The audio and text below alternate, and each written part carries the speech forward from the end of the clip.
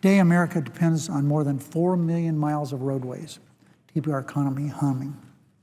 We use those roads to make we take the kids across town to school and to take products across the nation to market.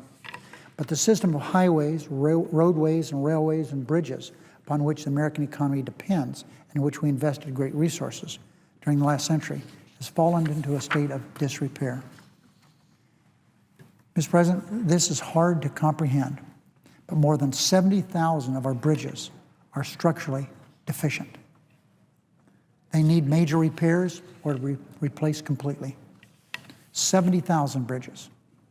Every month in America, enough pedestrians are killed to fill a jumbo jet. Many of these deaths could have been prevented by proper sidewalks and crosswalks. Bus and train ridership grows every year, while public transportation dollars shrink every year. And 1 of every 5 miles of American roads not up to safety standards. So, Mr. President, we have 70,000 bridges that are structurally deficient, and we have 20% of our roads not up to safety standards. Crumbling infrastructure is a terrible drag on our economy, but this crisis is also an opportunity. By rebuilding our transportation system, we can put 2 million Americans back to work and boost our economy right away. The surface transportation bill that's on the floor now, this week, is one of the most important pieces of legislation we'll consider the entire year. It'll help modernize our transit system, rebuild America's roads and bridges, and create or save millions of middle-class jobs, and we'll do it in a fiscally responsible way.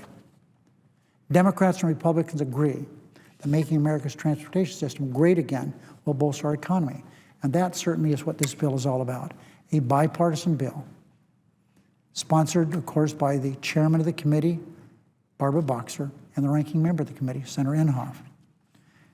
President Reagan called a world-class transportation system an investment in tomorrow that we must make today.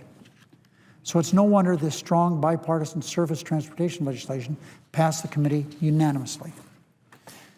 I am cautiously optimistic that spirit of cooperation will continue this week. And I hope that the junior senator from South Carolina did not speak for the majority of Republicans last week when he said this, quote, "We don't have shared goals with the Democrats," end of quote. End of quote. I'd like to believe Republicans share our goal of strengthening the economy and creating millions of jobs for American workers. I'd like to believe they share our goal, as Eisenhower and Clinton and Reagan did, of rebuilding a world-class transportation system to support a world-class economy.